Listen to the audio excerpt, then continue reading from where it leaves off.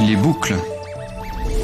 Bonjour à tous. Bonjour Compile. Bonjour Cyril. Dis, tu peux me lire l'histoire de Boucle d'Or et les 3 ours? Non, je vais te lire Boucle Infinie et les 3 bugs. Oh le lourd. Tu le crois ça? Danny Pollock est de retour. Mais tais-toi. Bon, aujourd'hui on va voir les boucles en programmation, tiens. Ah oui, c'est une structure de contrôle que tu n'as pas eu le temps de m'expliquer. Ça m'intéresse d'ailleurs, je croyais que c'était une maladie au début. D'abord, je rappelle rapidement comment fonctionne un programme. C'est juste une suite d'instructions exécutées les unes après les autres. Pour modifier l'ordre d'exécution des instructions, on utilise donc des structures de contrôle, dont les boucles. Laisse-moi deviner, une boucle, ça boucle? Exactement. Les instructions qui sont dans la boucle seront répétées.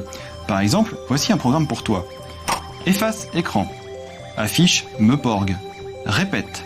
Efface écran et affiche lol. Note que j'ai mis les 2 dernières instructions dans une boucle et je lance le programme. Meporg. Lol, lol, lol, lol, lol, lol, lol. Donc là, on voit qu'il y a un problème, c'est que l'ordinateur va répéter la boucle à l'infini. Parce que l'ordinateur est bête, il fait exactement tout ce qu'on lui demande. Eh oh, ça va bien, oui? Sauf lui, mais il est spécial. Normalement, j'aurais dû arrêter le programme moi-même. Lol. Ce qu'on vient de voir, c'est une boucle infinie. En pratique, c'est pas très utile. En général, une boucle infinie est considérée comme un bug, mais on en reparlera. Donc les boucles, ça sert à rien en fait. Ça sert énormément, et pour ça, il faut rajouter une condition qui permet d'en sortir. Et là, ça devient une boucle conditionnelle. Comme avec les si, alors, sinon... Exactement. Voici une boucle conditionnelle. Tant que mot de passe est différent de lol, répétez. Affiche, entrez le mot de passe, demande, mot de passe. Que fait cette boucle? Si je comprends bien, tant que le mot de passe que rentre l'utilisateur est différent de lol, je lui redemanderai le mot de passe. Du coup, il reste bloqué là s'il ne connaît pas le bon mot de passe. Oui, c'est ça. Autre exemple, sur l'écran titre d'un jeu vidéo, on peut faire une boucle qui fait clignoter Press Start tant que le bouton Start n'est pas enfoncé. D'accord, mais c'est quand même assez limité ton truc. On peut aussi utiliser les boucles conditionnelles pour faire du traitement itératif, c'est-à-dire qui se répète.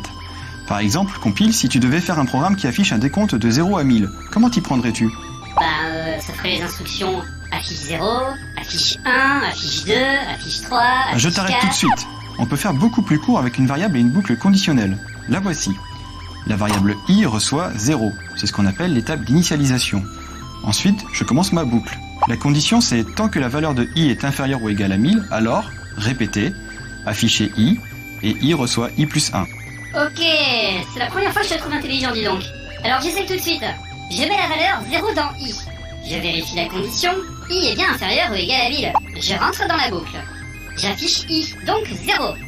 J'ajoute 1 à i. 0 plus 1 égale 1. Je vérifie à nouveau la condition. i est bien égal ou inférieur à 1000, alors je reste dans la boucle. J'affiche i, donc 1. J'ajoute 1 à i. 1 plus 1 égale 2. Je vérifie la condition, i est bien inférieur ou égal à 1000. Je reste dans la boucle. J'affiche i, donc 2. J'ajoute 1 à i plus 2 égale 3. Je vérifie la condition, i est bien inférieur ou égal à 1000. Je reste dans la boucle. Bon, là, on va accélérer un peu le processus, un peu comme dans Superplay. Radigo, si tu nous regardes. J'affiche i, donc 1000. J'ajoute 1 à i. 1000 plus 1 égale 1001. Je vérifie la condition. Ah, i n'est plus inférieur ou égal à 1000. Je sors de la boucle. Voilà, c'est fini.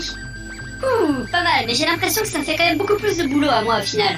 Eh oui, c'est ça le principe de la programmation. Faire travailler l'ordinateur à sa place. Allez, sauve maintenant. Les données ont été traitées. Sauvegarde en cours. Et j'ai l'impression de m'être fait avoir.